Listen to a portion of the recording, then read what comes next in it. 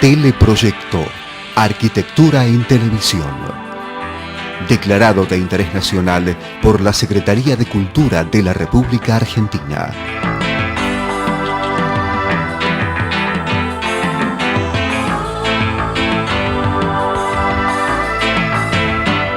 Dirección General, Francisco Fasano.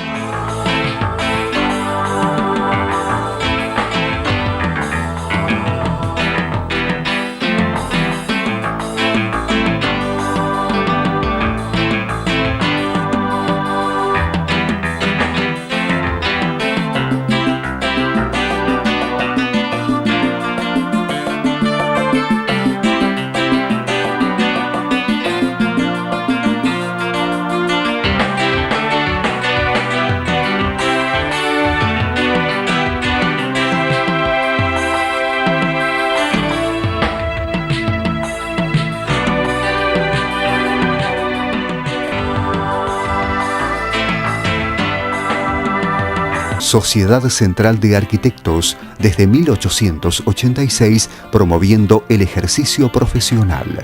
La calidad Knauf pasa al frente. Aquapanel, placas cementicias que resuelven todas las necesidades para refacción de fachadas y cerramientos exteriores en obras nuevas.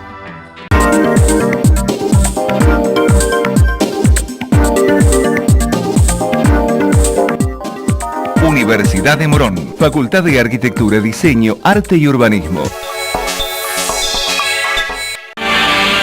Sapa Aluminium Argentina ofrece sistemas de carpintería para arquitectura que aportan condiciones de ahorro energético cuidando el medio ambiente. Sapa, Cultura Arquitectónica.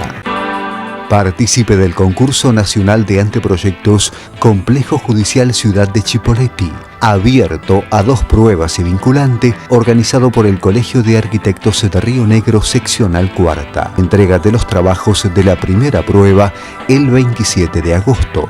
Bases y condiciones en el sitio web. Hola, bienvenidos a un nuevo programa de colección de teleproyectos sinónimo de arquitectura en televisión e internet. Desde 1991, compartiendo con todos ustedes la actualidad del ejercicio profesional en diversas partes del mundo. Un mundo por donde circulan arquitectos argentinos llevando su creatividad plasmada en obras que en muchos casos tienen un alto valor simbólico. El arquitecto Julián Bonder es uno de ellos, quien se ha especializado en el diseño de monumentos sobre dramáticos hechos históricos, como el Holocausto o el más recientemente inaugurado Memorial por la abolición de la esclavitud en los muelles de Nantes. Desde hace unos años está asociado al artista polaco Krzysztof Wodzik, quien le aporta un abordaje también monumentalista a sus impactantes formas de comunicación. Lo entrevistamos al profesional argentino en Buenos Aires cuando vino a participar de la Bienal Internacional de Arquitectura, y a partir de este momento ponemos en sus pantallas imágenes y obras con una forma muy particular de presentarlos. Uno trata de alguna manera de acercarse al sufrimiento, si se quiere, del otro cuando trabaja con temas como los genocidios o el Holocausto o la segregación. Y cómo uno trata de acercarse de una manera, si se quiere, respetuosa, responsable y ética para no intentar representar el sufrimiento del otro, que se centra sobre estas ideas, ¿no? Historia, memoria, arquitectura, espacio público. La arquitectura es un arte público y es un arte político, y también es un arte pragmático. Es pragmático en el sentido que el propósito, el por qué una obra es llamada a ser, es el fundamento de lo que hacemos. Es un arte público, dada que la presencia de la obra construye el espacio para el hacerse presente. Toda obra, para que tenga sentido, tiene que tener una materialidad que comunique y que permita al otro, al visitante, al que estudia, al que trabaja en estos lugares, hacer su quehacer sin que la obra le invada el pensamiento. ¿Qué quiero decir con esto? Hay muchas obras que por ahí habrás visto que tienen que ver con memoria histórica, que son obras que de alguna manera representan el sufrimiento del otro. Y en esto tenemos una diferencia con ciertos acercamientos que tienen que ver con intentar representar el horror. Nuestro trabajo básicamente no intenta representar el horror, sino acercarse al sufrimiento del otro. Estamos hablando de la cualidad de la monumentalidad, la cualidad que lugares y objetos tienen de hacernos recordar, percibir algo que está más allá de sí mismo. Como combinación de lugar, de memoria y recordación, estos sitios se producen para ser históricamente referenciales. ¿Qué quiero decir? Su valor no está fundamentalmente en el arte o en la arquitectura, por más que por ahí esto no nos guste demasiado. La habilidad de dirigir nuestra atención, nuestra mirada a un punto más allá de sí mismos es el valor de estos proyectos. El primer paso para todo proyecto tiene que ver con entender que los sitios, los lugares, tienen historias para contar. Entonces nuestro proceso es básicamente como si se fuera una especie de arqueología, donde tratamos de encontrar las historias que están en los lugares visibles y las historias que en general están invisibles, que son invisibles. Eso es parte del acercamiento. El segundo paso es un trabajo, digamos, de diseño que tiene que ver con cómo entendemos el diseño. Y básicamente lo que se plantea es que el diseño tiene que ver con la habilidad si se quiere, de aplicar nuestra intuición y nuestro conocimiento a condiciones que no son familiares, condiciones que son ajenas. El trabajo entonces sobre sitios de memoria presenta preguntas y temas que no son solamente arquitectónicos, sino fundamentalmente éticos, políticos y filosóficos. Entre ellos, la forma en que las historias y la memoria y las memorias, el trauma y los traumas van a ser apropiados, representados y habitados. ¿Podemos pensar en habitar un trauma? ¿Cómo podemos pensar eso? Son las grandes preguntas que yo me hago todos los días cuando trabajo sobre esto. Mostré ejemplos como el Centro de Estudios para el Holocausto y Genocidio en Clark University, que hice ya hace unos años, que ahora estamos haciendo una segunda etapa, digamos, para este proyecto, que es en un distrito histórico en la ciudad de Worcester, en Massachusetts, y básicamente teníamos que transformar una casa victoriana en un centro de estudios, si se quiere, de los crímenes más terribles de la humanidad. Entonces, ¿cómo hacemos para transformar una casa de muñecas, si se quiere, victoriana, en esto? Sin intentar representar el horror. No es a través de forma.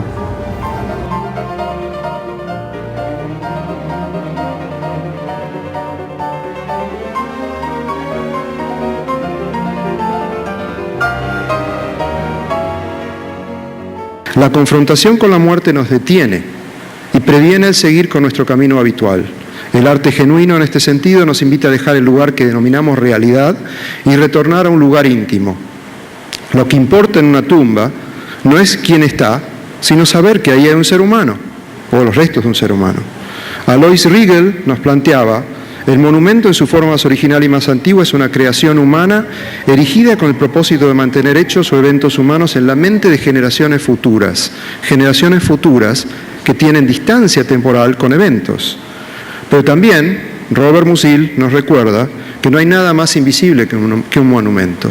Después otro proyecto que mostré es el memorial del 11 de septiembre en New Jersey, que básicamente es un gran parque que existe frente a Manhattan, mirando a donde están las Torres Gemelas, y lo que planteamos en ese proyecto era trabajar un camino como un paseo, donde el borde, donde la protección, la baranda, se transforma en una pieza de acero que comunica historias.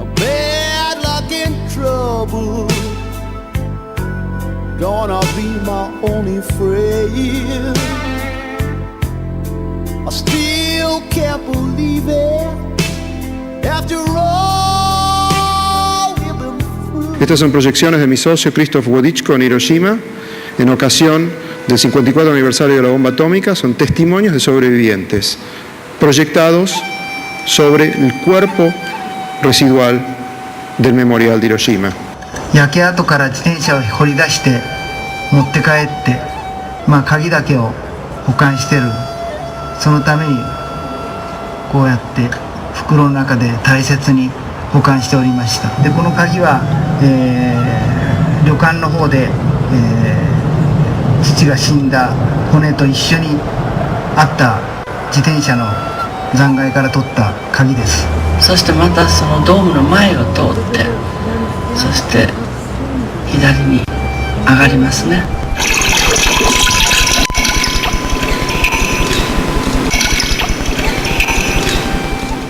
En Denver, en Colorado, ganamos hace un par de años un concurso, un parque de unas 15 hectáreas, parque memorial con museo, centro de estudios y un montón de programas.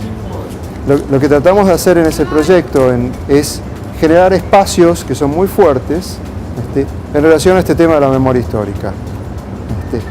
Y uno de los espacios que se está ahora por construir para el año que viene es un espacio memorial por el 11 de septiembre, donde estamos llevando 13 piezas de acero del World Trade Center.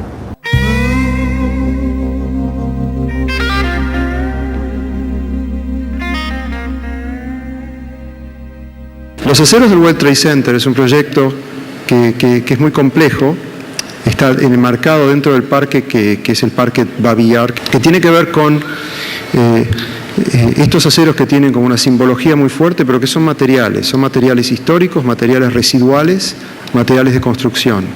Estos aceros viajaron de Nueva York a Denver, pasando por San Luis, y el tamaño de estos aceros es básicamente más o menos 12 metros de largo cada uno. Estamos llevando unas 13 piezas. Y la idea nuestra es básicamente dejar que los aceros hablen, no hablar por ellos. Entonces en el parque, básicamente estos aceros se van a incorporar en un espacio que es simplemente un marco espacial, un corte en la tierra, una especie de transformación para generar simplemente una especie de nuevo hogar para aquello que no tiene hogar, aquello que tiene que ver con destrucción. ¿Cómo podemos acercarnos? Básicamente traemos los aceros y los vamos a ubicar en el parque como nosotros los vimos en Nueva York, en el hangar donde están ahora depositados. Son aceros que básicamente cuentan una historia, no hay que hablar por ellos. Nosotros simplemente los ponemos, así como los vemos en Nueva York. Básicamente lo que quiero decir es que en realidad todos estos proyectos tienen el potencial, primero, de ser muy controversiales, que es interesante. La controversia pública es lo más interesante que pasa con estos proyectos. Tanto como en Francia nos dicen, perdón la expresión, en las cartas de lectores de un diario, voy a ir a hacer a tu memorial. Imagínense lo que es no quiero usar la palabra. Pero lo que quiero decir con esto es que en realidad todos estos espacios tienen grandes problemas. ¿Cómo nos acercamos nuevamente a este tema? Y no creo tener ningún tipo de respuesta más allá del esfuerzo para el pensar y el tratar de no representar el horror y el sufrimiento ajeno. Estos aceros eran la construcción. Los aceros son horizontales hoy, cayeron, no están más verticales. Y la horizontalidad del proyecto es el fundamento de entender que el piso que caminamos, el piso que habitamos, es el material del proyecto. Este es un parque conmemorativo, que es donde van a estar los aceros en Denver, que tiene unas estructuras de carácter simbólico que son exageradas. Donc de regarder les autres, à qui on lit des histoires le soir. La vela es una vela que se digitaliza y que responde a la voz del testimonio de un sobreviviente. Esa es una mujer cuyos padres fueron matados durante el Holocausto y que simplemente decía: ¿qué es lo que significa crecer sin poder decir las palabras mamá o papá? No recuerdo haberlas dicho nunca, o tal vez las dije y no me acuerdo. Piensen ustedes qué significa eso, porque detrás de cada historia de miles de personas hay una historia singular, que es aquel que no pudo decir esas palabras, aquel que no puede decirlas. ¿Cómo podemos pensar estos espacios públicos como memoriales que trabajan? Los pensamos como lugares activos, lugares de activación, donde va a venir gente a trabajar el conflicto y la resolución de conflicto, donde va a haber institutos que trabajan estos temas y que generan estos espacios. Esto es en las afueras de Denver, en Colorado. Dans la Légion étrangère, parce que c'est les partis, jamais avoir prononcé qu'il a été démobilisé. Et finalement, je dis, Creo estos proyectos como vehículos éticos. Y creo que es importante entender que el monumento, como encarnación de la memoria, entraña una serie de riesgos que no son menores. Primero, la objetivación de la memoria. la estetización del sufrimiento, o peor, su banalización, ser meros paseos turísticos. Pero son riesgos que tenemos que correr con mucho cuidado y con respeto, para que la memoria no quede relegada al foro interno y que sea afirmada dentro del ámbito de lo público. Para que ello suceda, la estética debería ponerse al servicio de la ética. Porque como dijo un gran amigo mío, filósofo argentino, Manuel Mauer, hace un tiempo, quizá la única clave para evitar extravíos es que quien asuma el riesgo de reconstruir esos rostros desfigurados se sepa mensajero de un llamado moribundo pero infinito, que al crear algo le tiemble el pulso, les puedo asegurar que me tiembla, que nunca pierda conciencia de su impostura y de su impudicia.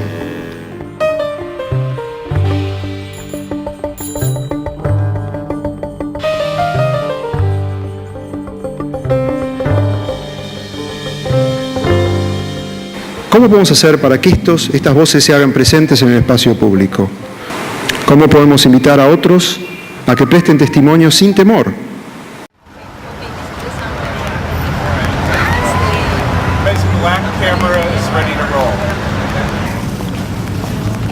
Pasó un mes para que yo me enterara de esto. Yo que estaba con mi madre en Mazatlán, regresé a Tijuana, supe tu experiencia y en cierta forma sentí.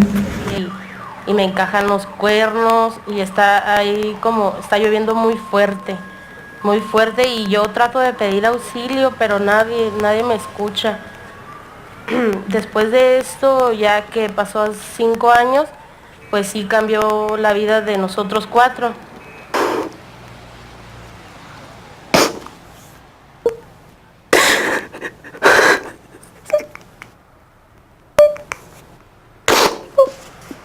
Y vimos a Héctor tirado en el piso todo sangrado. Ve la escala del lugar.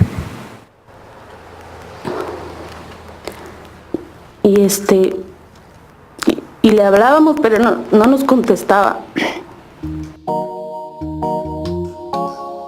Transformar 350 metros de la costa del río Loire en el centro de la ciudad de Nantes, en el pleno centro, donde estaba el antiguo puerto, en el memorial a la abolición de la esclavitud.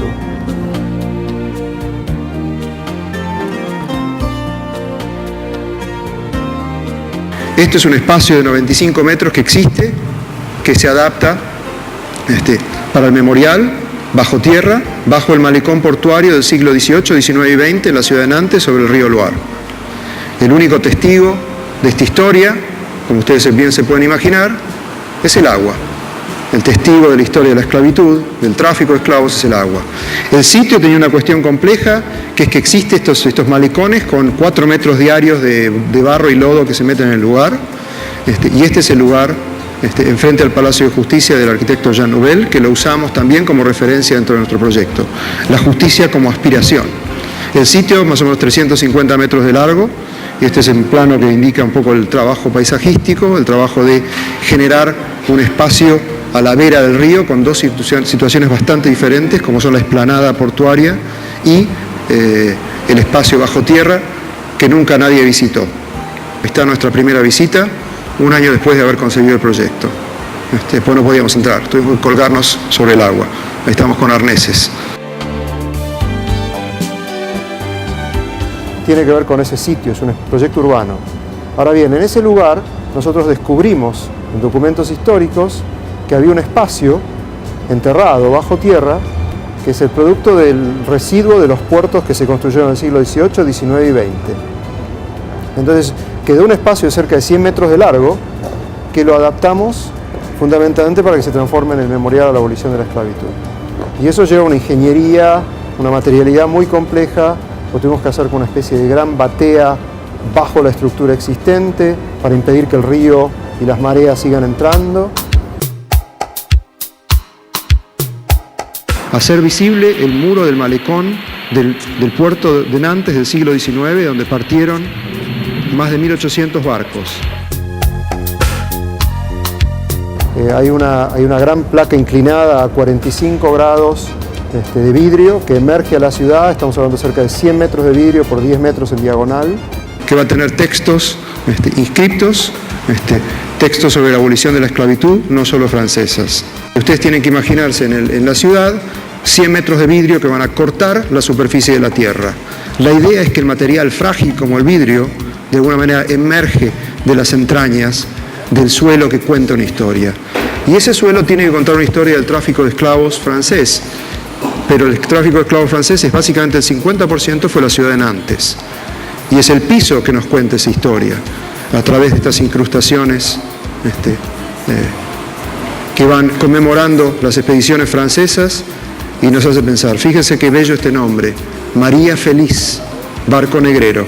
Nuevamente, María Feliz, la Marie Heureuse. Nos sugiere pensar en los nombres, en la belleza de nombres, como por ejemplo el Pequeño León. Qué bello nombre para un barco. ¿Qué transportaba el Pequeño León? Va a haber un sistema telefónico donde se va a poder acceder a través de un banco de datos, poniendo un número como un SMS, para poder tomar información de cada una de las expediciones negreras.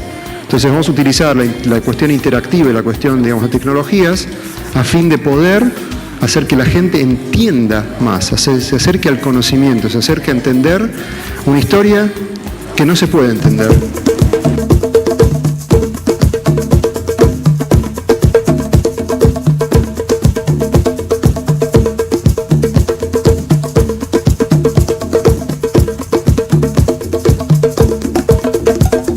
El proyecto básicamente lo que trata de hacer es contar esa historia, pero no es un museo, no es un museo histórico. Trata de ponernos en contexto y en contacto con dos aspectos, la inmersión y la cuestión emocional en relación al tráfico. Ahora bien, ninguna de estas imágenes que ustedes ven acá se van a ver en el proyecto. No hay imágenes, no hay representación del cuerpo encadenado, no hay representación de los latigazos, porque no creemos que se pueda utilizar la imagen de aquel que sufre para mostrar. Creemos que aquel que sufre tiene que ser escuchado. Y ese silencio es lo que nos interesa. Es una evocación metafórica y emocional contra la lucha contra la esclavitud. Y básicamente es una adaptación, si se quiere, simbólica de casi 350 metros de costa sobre el río Loire.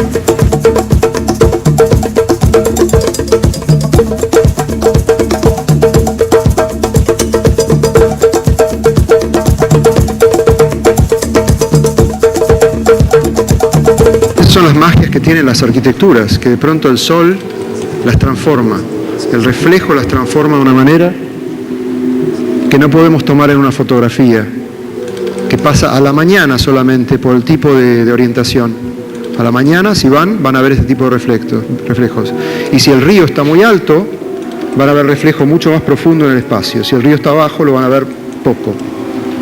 Entonces intentamos utilizar esta idea de los materiales que nos pueden contar estas historias. Y es así que nos importa acercarnos con este tipo de actitudes y preguntas. Estamos intentando pensar que estos son proyectos que son agentes activos para la cultura y el diálogo. Son memoriales que trabajan, son proyectos que intentan reescribir en los mapas cognitivos de las ciudades los nuevos paisajes culturales.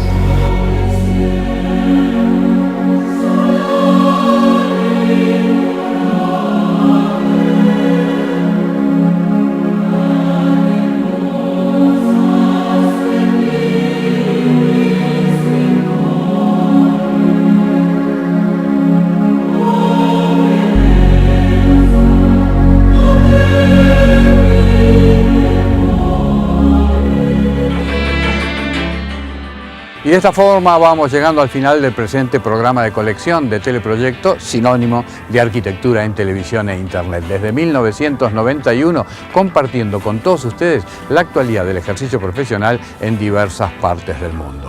Generar espacios de reflexión sin recurrir a mostrar a las víctimas de esos dramáticos momentos es sin duda un desafío que permite al visitante generar sus propias imágenes y no siendo ya más un simple espectador. El arquitecto Julián Bonder, argentino radicado en los Estados Unidos, nos demostró que esto es posible y que el resultado tiene un alto valor arquitectónico. un material que podremos sumar a la biblioteca de Teleproyecto y que ustedes podrán bajar desde nuestro sitio web, el nuevo blog, o también en YouTube y Vimeo, a donde tenemos alojados los últimos programas. Bueno, por hoy nada más, nos despedimos hasta nuestro próximo encuentro, pero antes compartimos con todos ustedes imágenes del Parque de la Memoria. No eran buenas esas épocas, malos eran esos aires. Fue hace 25 años y vos existías.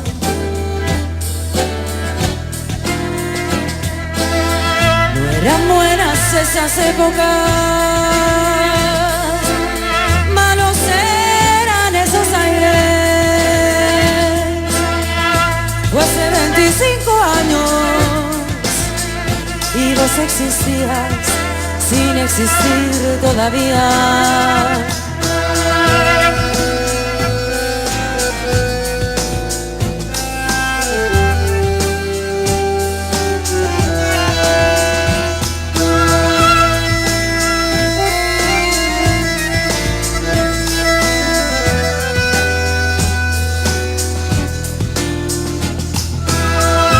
Desapareció, él me aparecerá.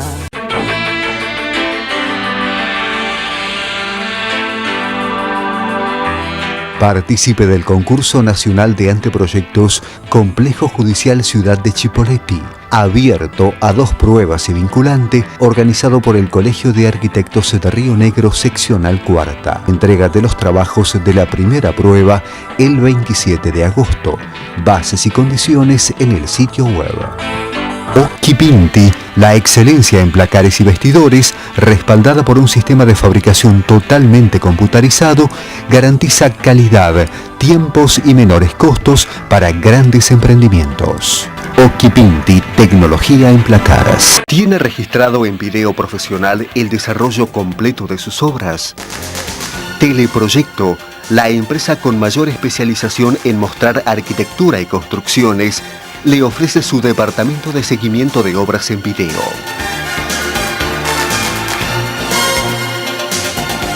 Con un reducido abono mensual, usted tendrá un registro histórico de las diferentes etapas constructivas, con el detalle de sus instalaciones y equipamiento final, realizado con cámaras y edición digitales, recibiendo videos parciales a lo largo de la obra, un máster final y un CD del video.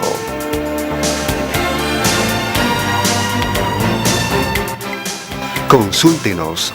Es otro servicio de Teleproyecto, el multimedio de la construcción. Archivos Activos es la solución integral en equipamiento para empresas. Muebles, panelería, sillas y sillones, todos con la mejor terminación del mercado. Archivos Activos, muebles de trabajo. 3060, cuadernos latinoamericanos de arquitectura. Consíguela por suscripción o en los mejores kioscos y librerías. ¿Sabías que en la ciudad ya estamos separando nuestros residuos? En algunos barrios estamos dando los primeros pasos para un tratamiento verde de la basura. Y de a poco se van a sumar todos los barrios. Sumate vos también. Buenos Aires Ciudad. En todo estás vos.